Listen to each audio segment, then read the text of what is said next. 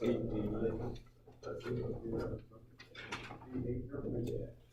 right, so we're on 880. We're going to have a look at deflection, how much things deform and deflect when they're loaded. All right, so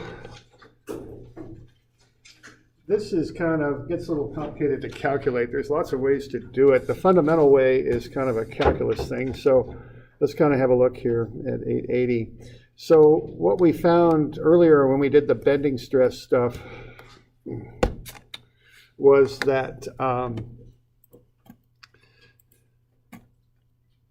kappa, which is the degree of curvature, is 1 over rho. And we found out that that's equal to m over EI, okay? The moment divided by the modulus of elasticity divided by the moment of inertia. Now, you guys are all taking differential equations, or a lot of you are, I know. So this is Euler's equation, so it should be intuitively obvious. 1 over rho is the second derivative of y with respect to x divided by 1 plus the square of the first derivative to the 3/2 power. Any questions? Didn't think so. Okay, that's good. Okay, so we've got that. All right. So what that allows us to do is put together a nice chain of kind of derivatives here that we can work with. All right, so 1 over rho is m over EI. So m, the moment, is EI times 1 over rho. And then the moment then is EI pretty much times the second derivative of y with respect to x, because this term, if your slope is not very big, the square of it certainly is not going to be very big. So you're going to end up with 1 to the 3/2, which is 1. So for our engineering applications, the moment is pretty much equivalent to EI times the second derivative of y with respect to x. And we get that from Euler's equation there, okay? So what that allows us to do is kind of put together this chain of derivatives. If y is deflection, which it would be, because y is a distance, in the up and down direction when we're in 2 dimensions anyway, and we take the derivative of y with respect to x, I think what we get there is the slope, right? Would that be right, of a beam? And then if we take the derivative of slope and we throw on this term of EI, we get the moment, and that's kind of the key little thing on this, okay? So you can take a derivative of slope and you can get to moment. And what happens, what's the derivative of moment? You all remember that? Yeah, I think I'm kind of hearing somebody kind of saying shear. There we go. And the derivative of shear is resounding chorus there, load. Okay, there we go. All right. So there you go. So there's the chain, okay? And that's how you put that together. And that's the fundamental kind of relationship there. Deflection to slope, slope to moment, moment to shear, shear to load. You do have to throw in this term of EI, E being the modulus elasticity of the material, and I being I for the beam. Now the way we're going to work it, though, we're going to go the other direction. See, what we're doing here is we're going with derivatives, slope, moment, shear, load. We start at deflection and work our way down.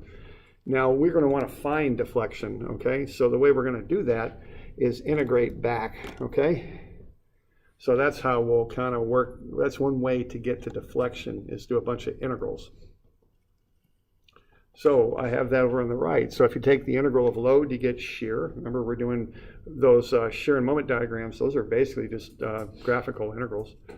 Integral of shear gets you a moment. Throw in 1 over EI, take the integral of moment, you get slope. And then take the integral of slope, you get deflection. That's kind of how that goes, all right? All right, and I've got a little diagram there that kind of shows that process. There's a simply loaded beam there on the top. That's the load. We can do a series of that process of kind of going load to shear, where you use those rules to kind of work your way down. Then you took the area under the shear diagram, and that was the change in the moment diagram. You remember that? That's all kind of, from going from load to shear is the same sort of process you use to go from shear to moment. So you can do a similar thing and go from moment to slope, and then do a similar thing yet again and go from slope to deflection. They're all just graphical integrals. And if you do that and carry your constants through, and I don't know if I'll go through all the mathematics on this, or all the calculations, maybe I should say, but you end up with a nice deflection curve. Okay, that's what you end up with. So what we're seeing here is if we apply this downward load, if we can run all these integrals, if we have enough of the constants, which is really the tough part of this, is getting the constants of integration. But if you got enough of them and you just repeat that process and walk your way down, after 1 iteration, 2, 3 iterations, 4 iterations, you'll actually have a deflection curve is what you'll have. Okay. So that's kind of the idea here. Okay. All right, now as you probably know, I find it easier to take derivatives than integrals. The problem with integrals is you pick up those constants of integration, and that's the challenge on this. So what we're going to do here is look at some common cases here and get some common known values that will occur for certain beam types, and we can use those for our constants of integration. So that should be, I think, in the lower right-hand side of your page there, 880. So if you have a cantilever, what you know is the deflection at the support would be 0. That would be the assumption. You know, if you load up a cantilever, it's going to bend kind of like a diving board, right? But at the support, the delta would be 0, and so would the slope, okay? So both of those would be 0. If you have a simply supported beam, the delta at A and the delta at B are 0, okay? Because they have their supports there, okay? So we can use those as known constants. Okay, also we can use that idea that the maximum deflection occurs where the slope is 0. Okay, that's a calculus idea there, right? Where the slope is 0, that's the maxima or minima. So we can go with that. Now I'm going to use some conventions here that are, the books I've looked at, mine are a little different. I'm going to call positive up, I'm going to call deflection delta, I'm going to call slope theta, because an angle theta in radians is pretty much equivalent to a slope if the angle's small enough. And I'm going to call a distributed load W, okay? That's those are my conventions. They might be a little different and if you look at a textbook, but that's how I like to do it, okay? All right. So on 890, I've got a fairly straightforward example here of doing one of these integration problems, okay? Yeah, this stuff is a little bit dreadful, but you might see it again, okay? And the whole thing, again, I've kind of harped on you about this. This is that systematic don't skip steps on algebra thing, because you don't want to skip a step in the upper left-hand corner and bust something and carry it all the way down through. That's not good at all. So, and the other thing is, that's a work skill, right? I mean, some of the stuff we do in school is more academic oriented, but some of it is work oriented. And this, I keep harping on this, but it'll pay off, when you start working. Slow, steady, show your work, step by step by step. Organize it. If you can't write pretty, write big so people can read it. Don't make that mistake early, because it just, it can really screw you up when you're doing design work when you do that stuff. So, we all make mistakes, don't get me wrong, but good habits on this stuff, okay? I mean, and like I say, that'll pay off when you're doing that real detailed design work we do sometimes as engineers. It's so much easier to take the time and get it right. It's so much worse to make one mistake and have to go through and start fixing it and working your way through something and fixing a mistake, because that's when things really start to blow up on you. That's when you start changing them around. The first draft is the best one, okay? All right, so what we got there, we've got a cantilever. We've got a load on the back half of it. We're not quite the back half, but the back 2 meters, okay? So here's how we do this. All right, we've got the beam cross-section here. We're going to find the moment of inertia for the cross-section because we need that. We've got E, the modulus elasticity. That would be for the material. So that's just a rectangular beam. I is just 0.2 times 0.3 cubed over 12, BH cubed over 12. We do the reactions. Sum of Fy is 0, so that'll get me RAY is 80,000 newtons. Okay. We're going to do a moment about A and get the reactive moment. It's 320 kilonewton meters, 320,000 newton meters, counterclockwise. Okay. So we start off with that basic information. So you want to get the reactions. You want to find E and I is what you want to do. Okay. Now, one caution, we'll come back to this. If you're doing English system, which I know you don't encounter in school so much just yet, but boy, when you're working, you will. I am pretty confident of that. Get your stuff in inches and pounds, okay? And do that right at the very beginning. It's real easy to forget that because these loads we've got are often in kips per foot and stuff like that. Just remember, get that thing in inches because you want it to match your moment of inertia and your E, which are expressed in inches. And that's a bit of a mess if you don't do that, okay? So be sure you get all your units if you're in the Imperial English system in inches and pounds. It'll work better, okay? Okay, so here we go. So what we're going to do here, our goal here is to find the deflection at C, I think is what we want to do. So let's see if we can find that delta C at the end of that beam.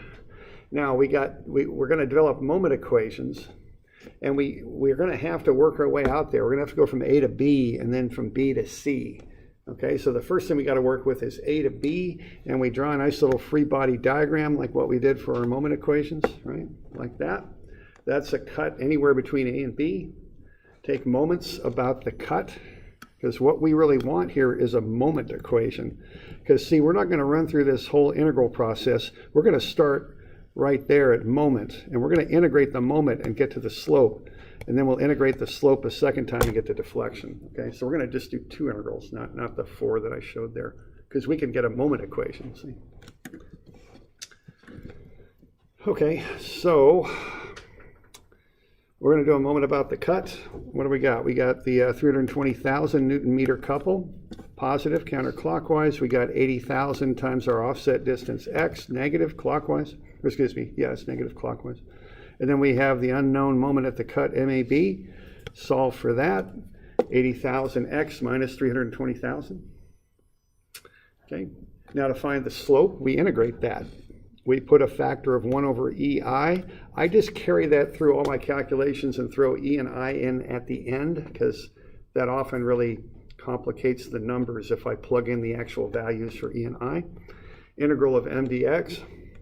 So I just integrate this thing. These are usually just polynomial integrations, no big deal. So what, 80,000 x is 40,000 x squared, 320,000 is 320,000 x. Plus C1, so we pick up a constant of integration because we're doing this indefinitely, okay? Integrate it a second time, that's the slope. Integrate the slope, we get down to the delta, so 13,333 x cubed minus 160,000 x squared plus C1x plus C2, okay? So there's the delta equation. Now, like I say, the challenge on this stuff and the stuff that's frankly kind of a pain is finding these constants. So what you do is you use known values to find the constants. So what I know is at the support, which is when x is 0, the slope is 0, and so is delta, okay? Those are knowns because I got a cantilever. That thing doesn't deflect right at A, and it doesn't have an angle at A, okay? It's flat, okay? So I can use those known values to solve for C1 and 2. All right. So let's see where I do that. Okay, so what I got here is a little further down your page here to find C1 and C2. At A, x equals 0, because that's the value at A. Delta is 0, and the angle, the slope there is 0. So I'll take that delta equation right here that I developed, and I will say delta is 0, so I'll plug in 0 for delta, and when that happens when x is 0, and I'll plug in 0 for x, okay? And what I'll end up with is that C2 is 0, and I'll be happy about that, because when those constants are 0, I got less messing around I got to do, so I'll be happy about that. And then I'll do the same thing with the theta equation, which is the slope equation. I'll plug in C1, I'll plug in theta is 0 when x is 0. And what I'll find when I do that is that C1 is 0. So that's good, okay? So both of those constants in this example for the first run from A to B come out to be 0. So I'm happy about that. Okay? So now I've worked my way from A to B. I got equations, and I listed them here.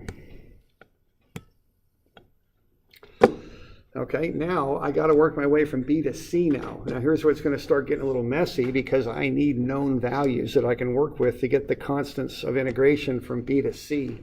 So what I know, what I can do to find a known is I can find out what's going on at B. because B is common to my free body diagram from A to B and then from B to C. B's the common point. X is 3 at B. So I can plug in 3 in for X, and I can find the slope, which is negative 600,000 over EI, and I can find the delta, which is negative 1,080,000 over EI. So I can find the slope and delta at B, okay? And I'm going to use those as known values to find the constants on the next step. All right, so now I'm ready for the next step. That's good. I'm going to go from B to C now. Here's my free body diagram, right there. So I'm going to have a value of X from the left-hand side to where I cut the beam. I'm going to have 3 meters from A to B. And then this distance from where the load starts to the cut is X minus 3. And then I'm going to have the shear and moment at the cut. Okay. So I'll take moments about the cut again. That's normally what I do. And what do I got? I've got 320,000 counterclockwise positive, 80,000 times X clockwise negative. And then I'm going to have this little thing, 40,000 newtons per meter times a distance of X minus 3. And then the moment arm for that, see, I'll put that load right in the middle. And that will be half of X minus 3 over from the cut, see? Because that's a rectangular load, centroid's in the middle. So my moment arm is X minus 3 over 2. All right. Now, when I see I've got something like this, I didn't want to burn up pages and pages on this, so I kind of worked my way down to the next step. I've got the 320,000, I've got the 80,000 X. Now, usually what I do on this stuff, this is a kind of a common algebraic kind of thing that happens here, you know, where you get kind of a quadratic going there, an X, I don't know what the heck you call it, a binomial or something, I don't know, square, whatever the heck. So I don't want to deal with this 2. I'm going to pull the 2 out and call that 20,000, okay? That'll get the 2 out of there. So I'll have 20,000 times X minus 3 squared. That's easier to handle than keeping the 2 under the X minus 3. So I pull the 2 out and divide the lead number by it. Then I just got to deal with X minus 3 squared, and I get that pretty quick. I think that looks like that. Then I can multiply the 20,000 through, and I'll get this value, okay? So that's how we do that algebraically. Okay. Now, what I'm doing here, I collect terms, get everything collected, and I get this quadratic here for MBC, minus 20,000 X squared plus 200,000 X minus 500,000, and I think I forgot my 1 over EI on that, didn't I? I don't know if I did on your page or not. Did I? Does that need a 1 over EI on it? Is it there already? Oh, it's not. Okay, it should be. I dropped that apparently. Or no, hang on. Oh, my bad. No, my bad. Whoops. I'm just doing the moment equation, so I'm good. The EI comes when I do the integral. Okay, so my bad. We're good with that. Okay, so now we're going to integrate that, and that's going to get us to slope. Okay.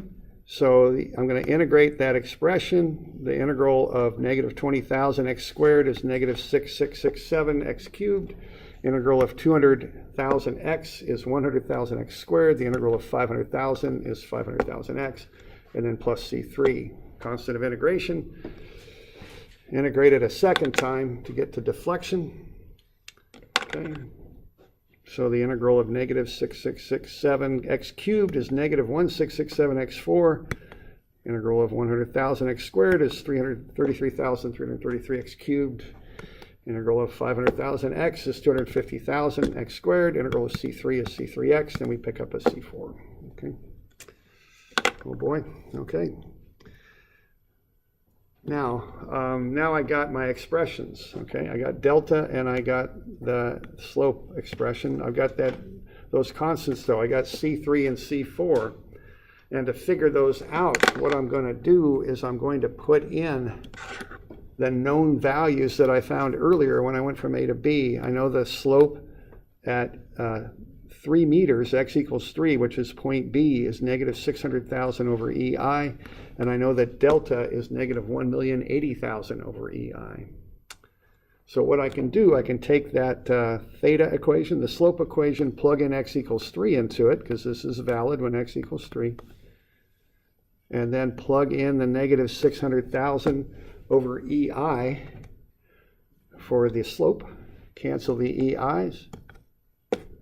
And then I can work through that and solve for C3. C3 comes out to be 180,000.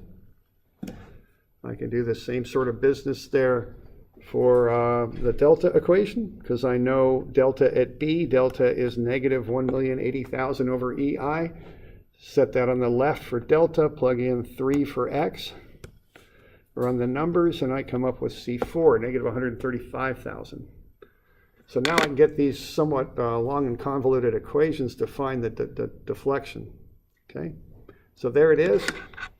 Isn't that really good? Okay, so what I'm going to do, I'm going to plug in x equals 5, and I'm going to find the delta at C when I plug in x equals 5, and there it is. Okay, so that's the deflection at C, negative 0.1311 meters. Okay, so I don't know if that was worth it for 13 centimeters, I don't know, but that's how you do that. Okay. All right. Questions? Okay. I figured I'd get through that one kind of quick. Yeah, question? Can you go back? Yeah. Where you found the 600,000? Yeah. Looks like that's up here, delta. Right there. Okay, I've got it here. Is it further up, or where are we? Like right there? Okay, what I did, the 600,000, let's see, that is the angle at B. The way I got that is I have an equation that I developed that holds from A to B for the slope, for the angle. And that equation was gotten by taking that moment equation from A to B and integrating it once. Okay? So when I did that, here's my slope equation right there, and that's just the integral of the moment equation. It has a C1 in it, though, because I did an indefinite integral, but I know when x is 0, the slope is 0. So I plug in zeros for everything and solve for C1. It's zeroed out, so that was good. So I ended up with my slope equation from A to B.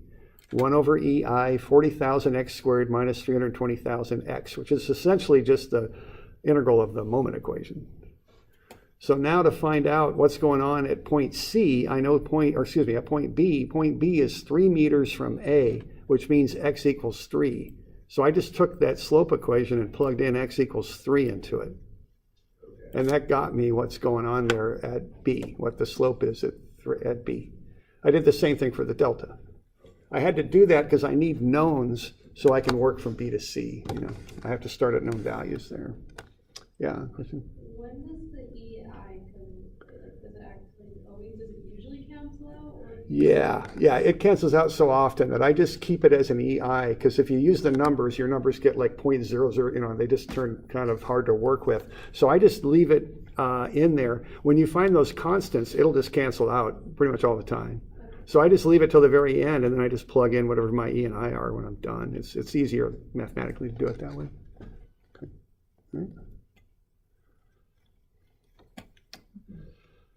All right. All right. Yeah, I went through that one, kind of quick, and I did that on purpose because, you don't want to listen to me do this for an hour. It wouldn't be any fun. So let's have a look here. Let's look at, I'm going to assign a homework problem, one of these where you have to integrate it. So why don't we get this thing out and let's do this. So let's start it here in class, okay? Let's do that. And let's see if we can find this stupid thing. I think it's 393 maybe. All of a sudden I can't find it here. It should be a simply supported beam with a load in the middle. Yeah, it's 403. It's 403. So let's say we've got this beam and we want to find out some things about it. Let's see. at point C, we were interested in finding the slope and deflection for this thing 403. Y'all got that? That's on its own page, right? 29A. Okay. All right. So let's just let's start this in class, and we'll give this a bit of a run here. So let's start off by finding the reactions at A and B. We need that.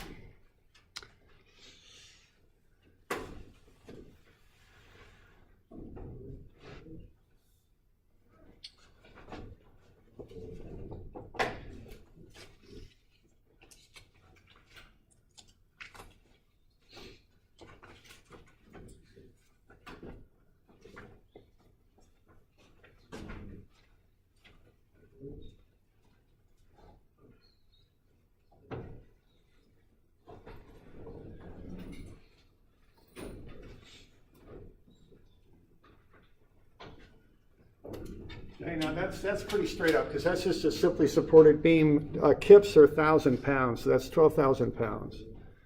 Okay.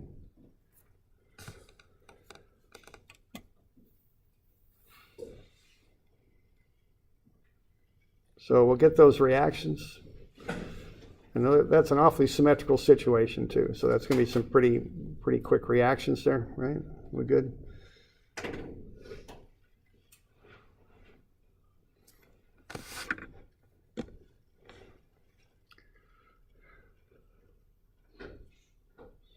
So I think we got 6,000 pounds on either support. Is that good? Because the load's right in the middle. Nothing fancy there, huh? Okay.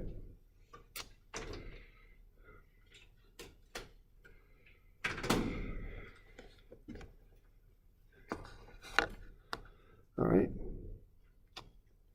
All right. Now, let's do a couple of things here pretty quick. Now, notice I'm not calling that 6 kips. I want it to be 6,000 pounds because your modulus elasticity, is in pounds per square inch usually. The other thing is I see that 3 feet, and of course that's such a natural thing to look at when you're doing the length of a beam. But I'm going to get that into inches now, okay? Because I don't want to start getting into this in feet because it's not going to work with the EI because the EI are in inches and pounds. So I take care of that early, and I'm kind of conscientious about writing everything down in inches now because I don't want to start in on pounds and have to go back and try and fix it. It's a mess to do that. Okay. All right. Now the other thing what I'm interested in is what's happening here, and I called it point C. C is beyond B. Okay. Now I'm going to have to I've got 2 sections of this beam, one from A to B and the other one from B to C. Okay. Now, when this beam, though, I've got something that's going to help me on this, though, and I want to point this out. See, this beam is just going to go into a sag curve like that when it's loaded. And I need some known values so I can evaluate those constants of integration. So what's delta D here, do you suppose? Yeah, it's 0. And what do you suppose the slope is at C? That's 0, too. I don't need, what that means, I got 2 of them. I don't have to do the whole moment thing from A to B now because I already got 2 knowns. Okay? Yeah, question? Probably. Yeah, thank you. Okay. So the good news here is that unlike the previous one, I don't have to do that first section from A to B because I've already got my 2 knowns. Okay? The whole purpose on doing that thing on my example from A to B was so I had knowns at B. But I've got this other, I know the slope here is 0 already because it's symmetrical. And I know delta at D is 0. So I don't need to do the first half. I can just jump right into BC, okay? So how about getting a moment equation from B to C? Okay? So that'd be the next step. So what's the moment equation from B to C? And remember to use inches on this. Don't go into feet, use inches. Okay, so you're going to get your free body diagram. You're going to cut that somewhere between B and C. You got 6,000, you got 12,000 going on here. Just use that, see what you can come up with for a moment equation from B to C. Okay.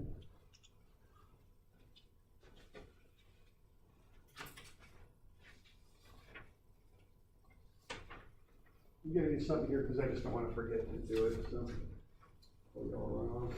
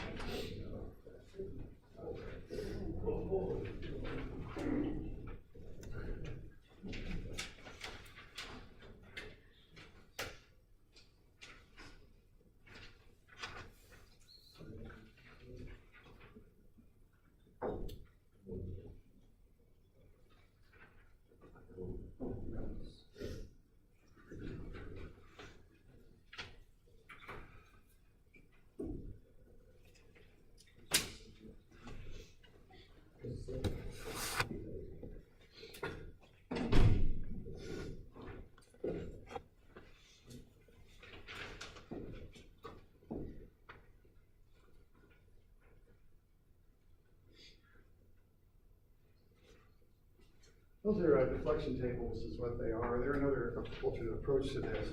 We want to integrate this one, but what I just handed out there for those of you online, or there's deflection tables. They're available online. I'm just handing them out so people have them so I don't forget before you leave. Okay. But see if we get a moment equation going here, okay? Y'all get into that?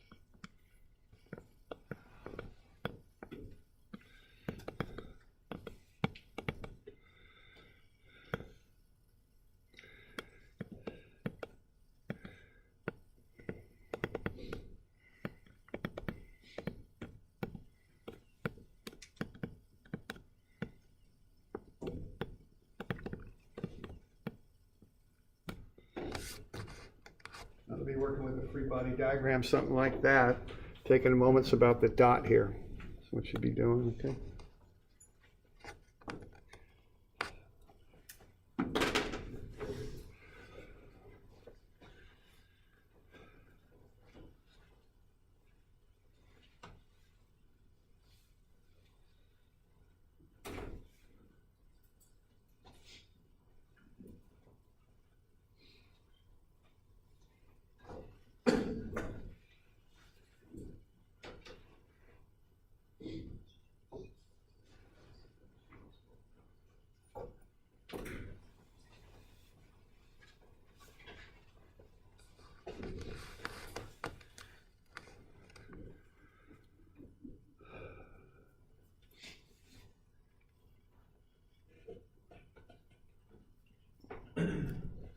Okay, so a moment about the cut, you're going to have what, 6,000x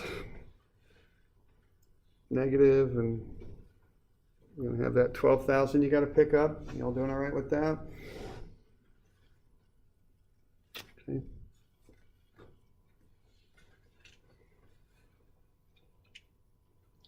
Something like that. Doing all right with that?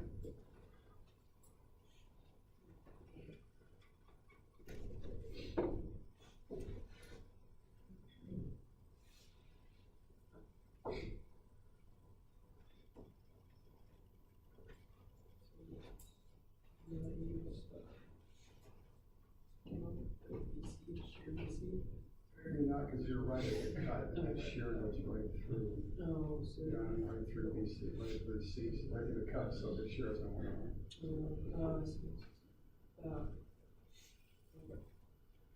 Tracy's old school now. Yeah.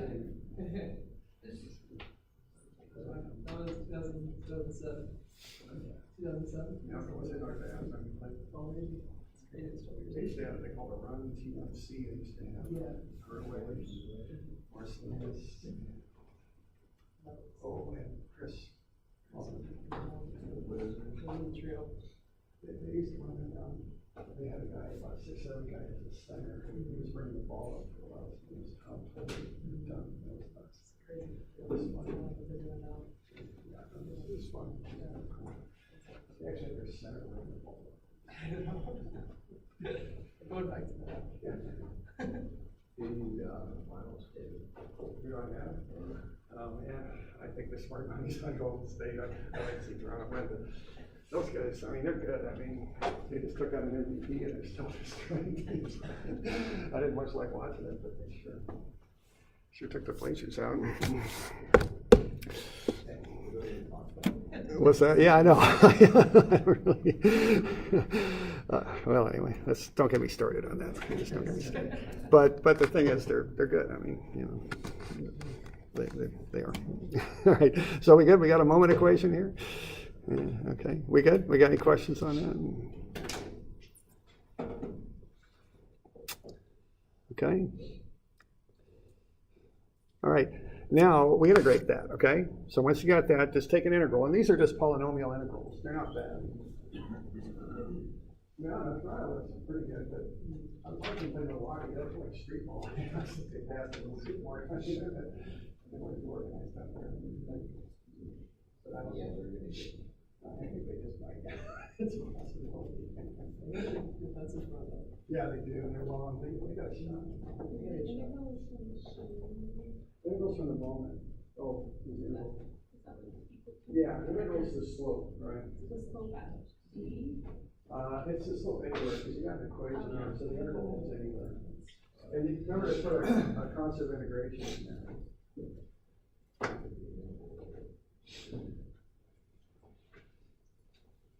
So the integral of the moment is the slope of the beam at that point. Right. And you integrate a second time to get the deflection. Okay. Okay. And you just put constants in there. That's all you do usually. And you just integrate it twice. They're just polynomial integrations. I mean, they're not really complicated or anything. You're just integrating polynomials.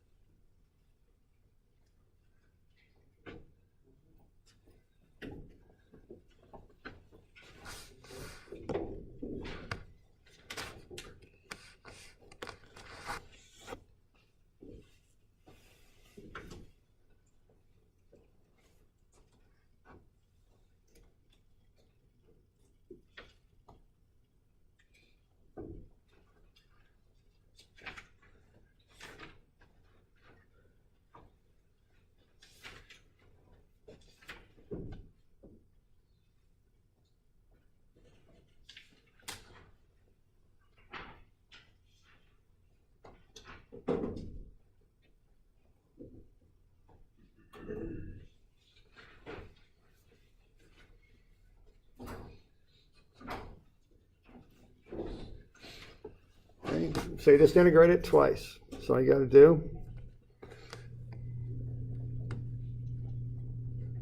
And pick up those constants.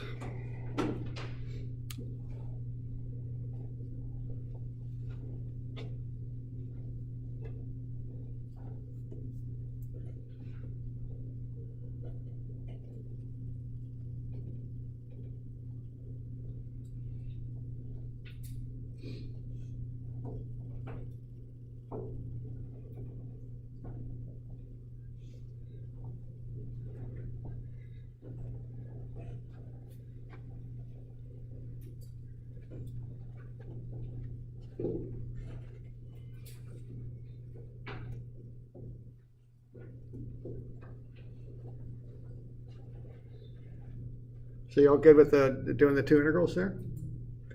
Okay. So the first kind of, I think, challenging thing here is getting that moment equation. You got to get that. And then you just integrate twice. And as I say, they're polynomial integrations. Just remember to include the constants. Put the EI out in front. Okay, don't make those numbers and put it in there. It's not really worth it from my experience to do it that way. Okay, so we good? So now what we want to do is find the constants. And this is where it gets a little messy, okay? So what we have here are two different equations, and we've got one for the angle, which is slope. Remember, angle and radians, which is what that is, and slope are pretty much the same thing.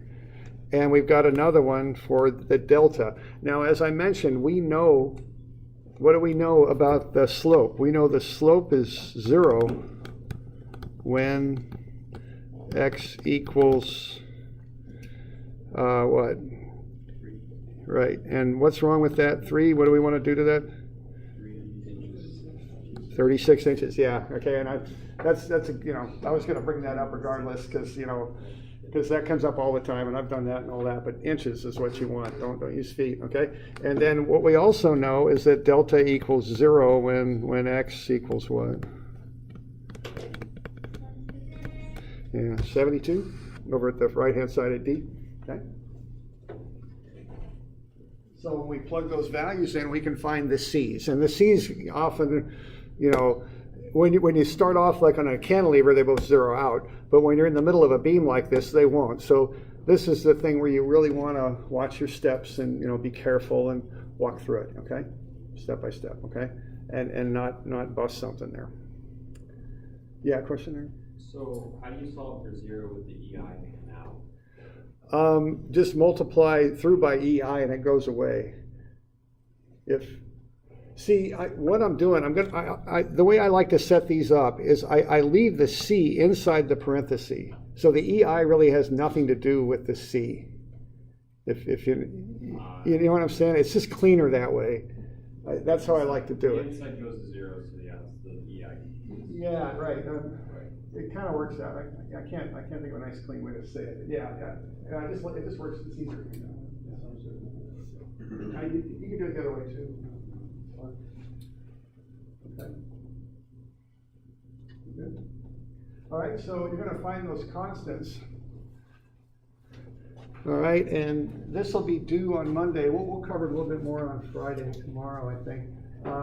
And now on this thing is we mentioned the page it's on there. It's on whatever page it is. Yeah, so on page 29, I've got some of the intermediate answers. You can kind of track how you're doing. All right. So the next thing to do here is to get the C's, C1 and C2. And then you've got the equations, and then you just plug in x equals 48, right? For C, 48 inches. And then you'll find what you want to know. Now, what I handed out to you here is kind of standard tables. We're going to get into this next because, you know, there is an awful lot of structural software. I think we still teach this approach in school, but I can't really imagine a whole lot of structural engineers knocking through page-long integrals to solve this stuff. So I think, you know, out there in industry, I think, now again, I'm not a structural engineer. I've done a little bit, but not very much at all. But I think if I got a simple case, I'm going to use these tables. If I got a more complex case, there's a lot of structural software packages out there now, and they'll probably make use of those to find their deltas. But I do want to go through one of these calculus ones because it is kind of an academic thing you might see in the coming couple of years. Okay. All right, so we'll call it good.